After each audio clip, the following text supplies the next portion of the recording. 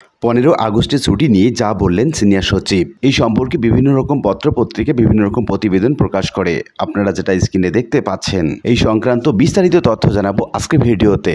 প্রিয় ভিউয়ার্স, আজকে নতুন ভিডিওতে সবাইকে স্বাগত জানাচ্ছি। আপনি যদি আমার চ্যানেলে নতুন হয়ে থাকেন তাহলে এরকম গুরুত্বপূর্ণ ভিডিওর আপডেট পেতে চ্যানেলটি সাবস্ক্রাইব করে রাখুন। ভালো লাগলে লাইক কমেন্ট করুন আর সম্পূর্ণ ধারণা পেতে পুরো ভিডিওটি না টেনে দেখুন। তাহলে শুরু করা যাক। 15 আগস্টের ছুটি থাকবে কিনা এই সংক্রান্ত মতামত যে প্রকাশ করেন, এটি আলোচনার কোনো এক পর্যায়ে সিনিয়র সচিব সাংবাদিকদের প্রশ্নের জবাবে বিভিন্ন রকম মন্তব্য প্রকাশ করেন এবং সেটা আমরা দেখে নিচ্ছি। তার আগে পুরো প্রতিবেদনটা আমরা একটু পড়ে নিচ্ছি। প্রতিবেদনে বলা হচ্ছে, অন্তর্বর্তীকালীন সরকারের প্রধান উপদেষ্টা ডক্টর মোহাম্মদ ইউনূসের সঙ্গে দুপুরে সচিবদের বৈঠক ইস্যুতে সিনিয়র সচিব তারুণ্যের শক্তির উপর আলোকপাত করেছেন। সেখানে বলেছেন যে তারুণ্যের শক্তির মাধ্যমে যে পরিবর্তন আসছে, এর মাধ্যমে একটা সুযোগ তৈরি হয়েছে। আমরা যেন এই সুযোগটা কাজে লাগাই। মেজবাহ উদ্দিন বলেন, সব মন্ত্রণালয় বিভাগগুলোকে নিয়ে যেখানে আমরা কাজ করেছিলাম তার চেয়েও ভালোভাবে ফাংশন বা কাজ করতে হবে, যেন আমরা প্রতিটা মন্ত্রণালয় বিভাগ কাজগুলোকে বাস্তবায়ন করতে পারি। এই বিষয়ে তিনি সরাসরি নির্দেশনা দিয়েছেন। আমাদের আসলে মূলত হচ্ছে সব মন্ত্রণালয় বিভাগ প্রধান উপদেষ্টার সঙ্গেই আছি। সরাসরি আমরা কিভাবে নথি উপস্থাপন করব, কিভাবে নির্দেশনাগুলো গ্রহণ করব, মূলত এই বিষয়ে আলোচনা হয়েছে। সচিবদের সুবিধা অসুবিধা নিয়ে প্রধান উপদেষ্টার সঙ্গে কোনো আলোচনা হয়নি বলেও তিনি জানান। পদোন্নতি বঞ্চিত কর্মকর্তাদের বিষয়ে সাংবাদিকদের এক প্রশ্নের জবাবে তিনি বলেন, এই বিষয়গুলো আমরাই প্রধান উপদেষ্টার কাছে উপস্থাপন করেছি। আমরা জনপ্রশাসন মন্ত্রণালয় থেকে 15 থেকে 16 বছরে যেসব বিসিএস এর পদের পদোন্নতি হয়েছে, যারা পদোন্নতি বঞ্চিত হয়েছেন তাদের বিষয়গুলো আমরা সহানুভূতির সঙ্গে বিবেচনা করছি। ইতিমধ্যে আমরা কাজ শুরু করে দিয়েছি। তিনি আরও বলেন, আমরা এই বিষয়গুলোকে সামনে এগিয়ে নিয়ে যাব খুব দ্রুত সময়ের মধ্যে।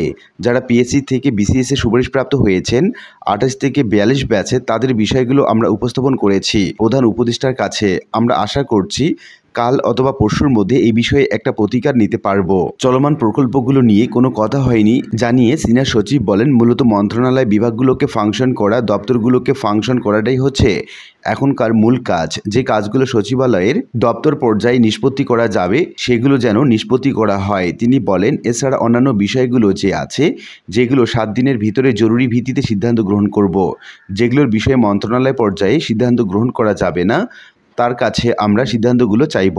আগামী 15 মার্চ জাতীয় শোক দিবস। এই দিনটি সরকারি ছুটি। শেখ হাসিনা সরকারের আমল থেকে শুরু হওয়া এই শোক দিবস এবং সরকারি ছুটি থাকছে কিনা সেই ইস্যুতে হ্যাঁ বা না কোনো সিদ্ধান্তই আসেনি বলে জানিয়েছেন জনপ্রশাসন মন্ত্রণালয়ের সিনিয়র সচিব মোহাম্মদ মেজবাহ উদ্দিন চৌধুরী। সোমবার 12 আগস্ট সচিবালয়ে জনপ্রশাসন মন্ত্রণালয়ে সাংবাদিকদের এক প্রশ্নের জবাবে তিনি একথা জানান। সামনে 15 আগস্ট সরকারি ছুটি, সেক্ষেত্রে আপনারা কি সিদ্ধান্ত নিয়েছেন? এই প্রশ্নের জবাবে সিনিয়র সচিব বলেন, এই বিষয়ে কোনো আলোচনা হয়নি। মাত্র তো 3 দিন বাকি আছে।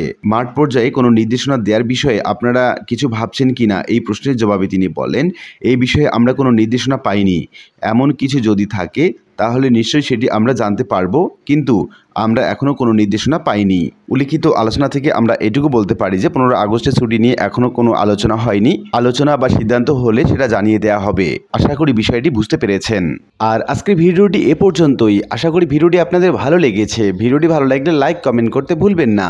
আর নিয়মিত আপডেট পেতে অবশ্যই চ্যানেলটি সাবস্ক্রাইব করে রাখুন।